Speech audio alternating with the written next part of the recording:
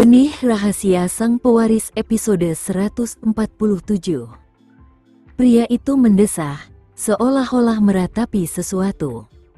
Apakah Rahel mengajarimu untuk bersikap seperti ini? Yah, itu bisa dimengerti. Ibumu memang orang seperti itu. Kita tidak bisa mengharapkannya mengajarimu untuk bersikap baik. Omong kosong, apa yang kau bicarakan? Dan kau panggil ibuku dengan sebutan apa? Rahel. Siapa yang memberimu hak untuk memanggilnya dengan nama depan? Livege hanya mengira pria itu adalah mantan teman Rahel. Tapi apa yang membuatnya berpikir dia bisa datang menanyakan ibu sekarang? Dia terlihat sangat hina dan menjijikkan. Dia pasti sedang merencanakan sesuatu. Siapa namamu? Tahukah kamu siapa nama ayahmu? Aku Livy Nugraha. Ayahku Adam Nugraha. Livy dengan bangga memberitahukan nama Adam kepada pria itu. Mendengar kata-katanya, pria itu langsung tertawa kecut. Adam Nugraha bukan ayahmu. Ekspresi puas di wajah Livy langsung menghilang. Hanya dia dan Rahel yang tahu bahwa dia bukan putri Adam. Bagaimana pria itu tahu itu? Omong kosong, apa yang kamu bicarakan? Aku peringatkan kamu, hentikan omong kosong itu. Namun, lelaki itu berkata lagi, kamu bukan putrinya Adam. Wajah Livy langsung memucat karena ngeri. Livy melotot ke arah pria itu, lalu berkata, omong kosong. Aku putri Adam. Pria itu akhirnya tidak dapat menahan diri lagi. Menatap Livy, dia menggeram dengan agak kesal, bukan? Kau putriku dan Rahel? Aku ayahmu, dan kau putriku. Mata Livy membelalak ngeri. Ketakutan menyelimuti dirinya saat dia menatap pria itu dengan tak percaya. Apa? Pria kelas bawah di hadapanku adalah ayahku? Tidak, itu tidak mungkin. Aku tidak akan pernah mengakui pria seperti itu sebagai ayahku. Pergi sana. Siapa yang mau jadi putrimu? Aku peringatkan kau, jika kau berani bicara omong kosong lagi, aku akan. Aku butuh 22 juta. Selama kamu memberiku uang, aku berjanji tidak akan memberitahu orang lain tentang hal itu. Pria itu tidak berusaha keras untuk datang ke sini untuk bertemu kembali dengan putrinya. Dia datang ke sini untuk meminta uang. Livy benar-benar memandang rendah pria di hadapannya dari lubuk hatinya, tetapi dia harus membungkamnya. Dia melihat sekeliling, dan untungnya, tidak ada orang lain di sekitarnya. Dia buru-buru mengeluarkan tasnya dari mobil dan mengambil segepok uang tunai dari dalamnya. Sambil menyerahkan uang tunai itu kepadanya, dia berkata dengan suara gemetar, "Menyingkirlah dari hadapanku dengan uang itu dan jangan muncul di hadapanku lagi. Aku tidak peduli siapa kamu. Aku tidak akan pernah berurusan denganmu." Melihat uang itu, lelaki itu mengambilnya tanpa menghitungnya. Ia tahu hanya dengan menyentuhnya bahwa pasti ada lebih dari 22 juta di dalamnya. Ia berkata dengan gembira, "Entah kamu mengakuinya atau tidak, aku ayahmu. Dan, kamu cukup cantik." Livy hanya merasa kata-katanya menjijikkan. Meskipun demikian, dia menatap tajam ke arah pria itu selama beberapa detik. Dia sama sekali tidak sebanding dengan Adam, yang memiliki wajah biasa dan memancarkan aura kecanggihan ilmiah melalui setiap pori-porinya. Di sisi lain, orang bisa tahu sekilas bahwa pria ini sedang berjuang untuk hidup di lapisan bawah masyarakat. Ambil uangnya dan jangan muncul di hadapanku atau datang kepadaku lagi, Livi memperingatkan. Pria itu tak kuasa menahan diri untuk tidak melirik mobilnya lagi sebelum mengulurkan tangannya untuk menyentuh permukaan catnya. Mobil ini pasti mahal, kan? Catnya tampaknya berkualitas tinggi. Jangan sentuh mobilku dengan tanganmu yang kotor. Livi kesal. Dia tidak ingin melihat pria itu sedetik pun. Pria itu juga merasa sedikit rendah diri. Dia hanya bisa menarik tangannya dan bertanya, "Di mana ibumu?" Livi tidak ingin menceritakan tentang Rahel kepadanya. Sambil membuka pintu mobil, dia berkata, "Jangan datang ke kami jika tidak ada apa-apa." Setelah itu, dia menyalakan mesin mobilnya dan melaju pergi. Pria itu berjongkok di tanah dan mulai menghitung uangnya. Setelah menghitung totalnya menjadi 30 juta, ia dengan senang hati mengeluarkan sebungkus rokok dan mulai merokok. "Sekarang aku punya seseorang yang bisa diandalkan untuk mendapatkan uang," pikir lelaki itu sambil pergi sambil merokok dengan gembira. Pada saat itu, Bibi Ranti, sang pembantu, berdiri di balik dinding di samping pintu kecil dengan ekspresi terkejut. Ia tidak percaya bahwa ia baru saja mengetahui sebuah rahasia besar secara kebetulan. Dia kebetulan sedang menyapu halaman ketika mendengar Livi berteriak di luar gerbang tadi. Dia ingin keluar untuk melihat-lihat, tetapi ketika dia melihat Livi baik-baik saja, dia tidak ingin mengganggunya lagi. Akibatnya, dia menguping pembicaraan Livi dengan pria itu. Dia tidak percaya bahwa pria berpakaian sederhana itu sebenarnya adalah ayah kandung Livi. Mungkin tidak ada seorang pun di keluarga Nugraha yang tahu rahasia asal-usul Livi. Sekarang setelah dipikir-pikir, itu akan menjadikan Shira satu-satunya putri sejati keluarga Nugraha. Setelah bekerja di sini selama lebih dari 10 tahun, Bibi Ranti telah menyaksikan dengan mata kepalanya sendiri bagaimana Rahel telah menyiksa Shira baik secara verbal maupun fisik selama masa remajanya. Putri Rahel hidup seperti seorang putri sedangkan putri asli keluarga Nugraha bahkan tidak mampu membeli sehelai pakaian pun. Dalam hati, ia merasa agak kasihan pada Shira, tetapi ia bahkan merasa lebih kasihan pada Adam, yang telah membesarkan putri orang lain selama lebih dari 20 tahun. Bahkan perusahaannya kini telah jatuh ke tangan Rahel dan Livi, sedangkan Shira tampaknya hanya memperoleh kurang dari sepertiga sahamnya. Bibi Ranti sangat cerdik, jadi dia tidak akan mudah membocorkan rahasia sebesar itu. Tidak hanya itu, dia juga belajar bagaimana menjadi cerdik dan penuh perhitungan selama tinggal di sini. Ini adalah kesempatan bagus untuk meraup banyak uang.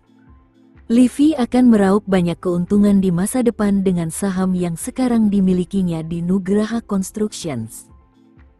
Aku akan menukar rahasia ini dengan sejumlah uang yang akan cukup untuk membiayai hidupku setelah pensiun. Dia tidak perlu lagi menjalani kehidupan sederhana sebagai seorang pelayan. Lagi pula, Rahel tidak bersikap baik padanya. Dia membenci Rahel dan Livi dalam lubuk hatinya. Sementara itu, Firdaus berangkat kerja pagi harinya. Dalam perjalanan ke kantor, ia menerima panggilan telepon. Ternyata, orang yang ia utus tadi malam untuk membuntuti Gilang menemukan sesuatu. "Kirimkan fotonya," katanya. Orang itu segera mengirim foto-foto itu kepada Firdaus. Begitu dia mengetuknya, dia langsung tercengang. Mengapa Gilang bersama Nindya? Siapa lagi wanita genit yang memegang lengan Nindya di foto-foto itu kalau bukan Nindya? Apakah Gilang berselingkuh dengannya begitu dia menikah dengan Livi? Mengenai bagaimana Nindya dan Gilang akhirnya terlibat satu sama lain, Firdaus tidak lagi tertarik untuk mengetahuinya karena dia harus melaporkannya kepada Kenzo. Iring-iringan mobil Kenzo berangkat dari rumah sakit menuju kantor pusat Wiharja Group. Dalam perjalanan ke sana, ia menerima panggilan telepon dan beberapa foto dari Firdaus. Mata dingin Kenzo menyipit sedikit saat dia hanya melirik foto-foto itu sebelum menghapusnya.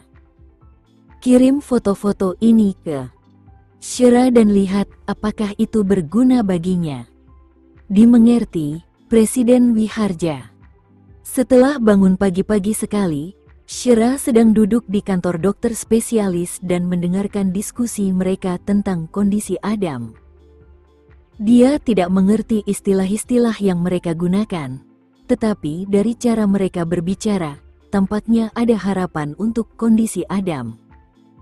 Pada saat itu, ponselnya berbunyi bip dengan pesan teks masuk. Dia mengangkat telepon dan melihat pesan Firdaus yang berbunyi, "Nona Nugraha, saya punya beberapa foto untuk Anda lihat." Tepat setelah itu, dia mengiriminya lebih dari 10 foto. Saat melihat foto pertama, ia tertegun beberapa detik. Foto itu memperlihatkan Nindya tengah memegang lengan Gilang dalam posisi menggoda dan menawan. Tak hanya itu, ada pula beberapa foto mereka yang saling mencium pipi dengan mesra.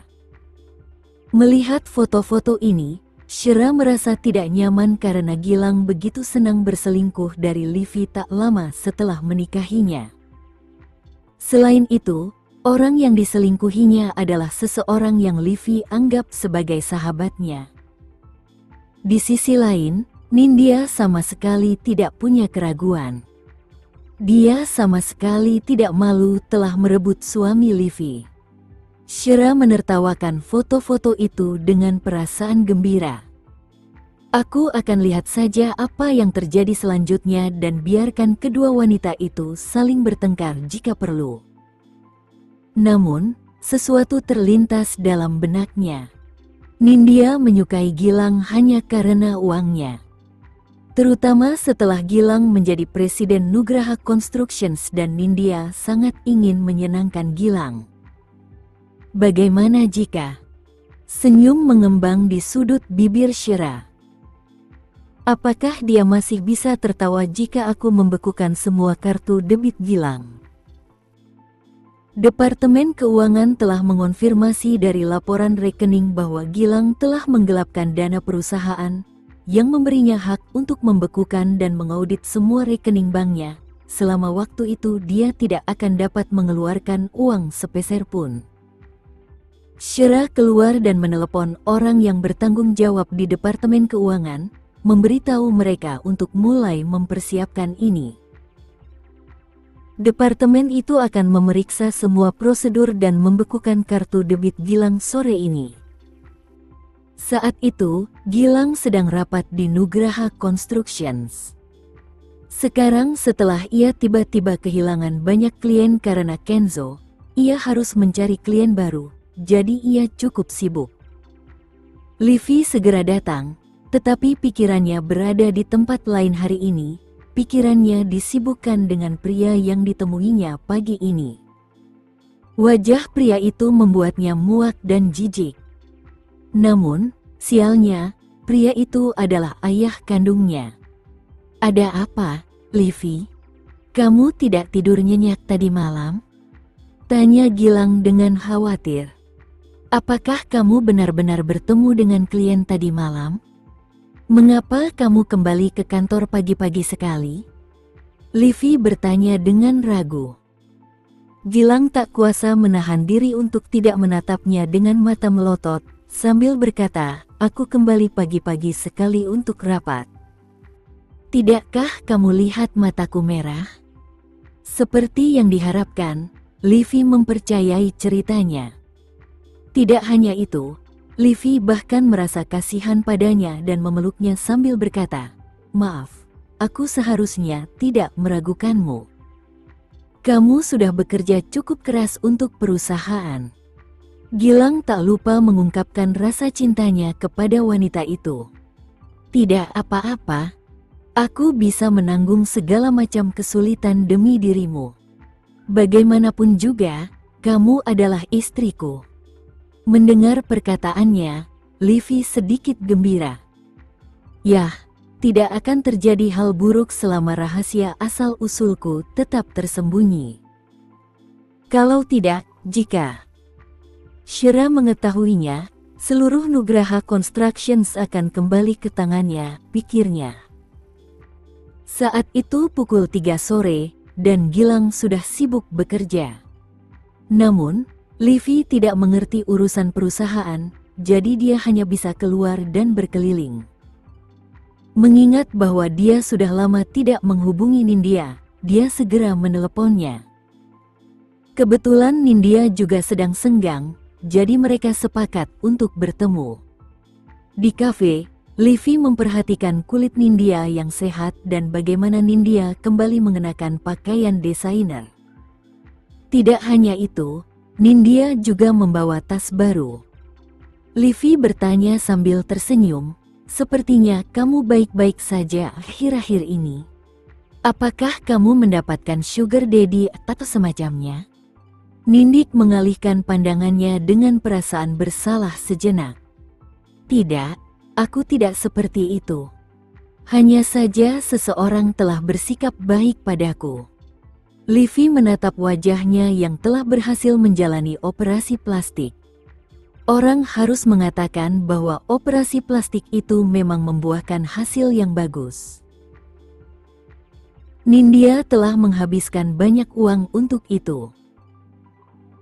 Namun, tidak seorang pun tahu harga yang harus dibayarnya untuk ini.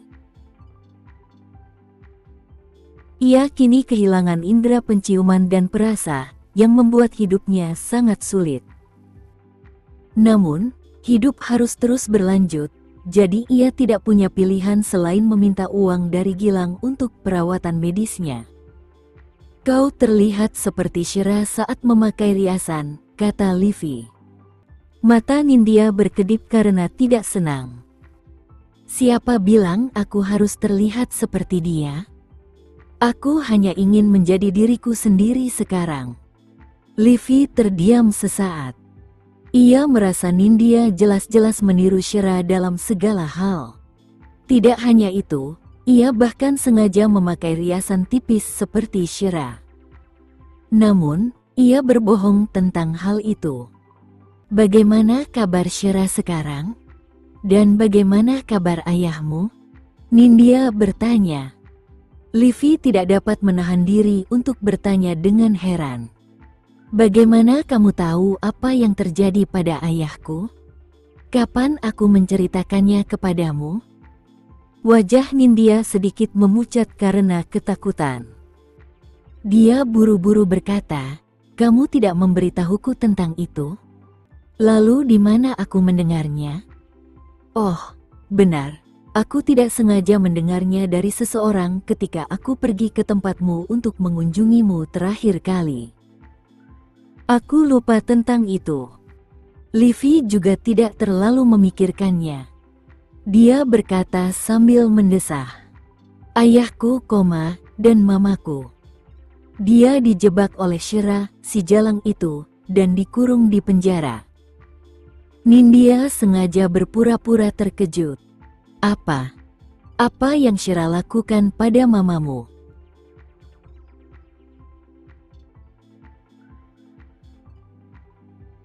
Sekian dulu ya video kali ini, kita lanjutkan lagi videonya di lain waktu. Oh iya, bagaimana menurut kalian? Semoga bisa sedikit menghibur kalian semua. Untuk teman-teman yang baru nonton, jangan lupa subscribe ya, hehehe. Dan kalau teman-teman ada yang ingin gabung langganan, bisa langsung gabung saja untuk dapat fitur yang menarik dan sedikit membantu Mimin. Terima kasih banyak sudah menonton, sampai jumpa lagi, bye.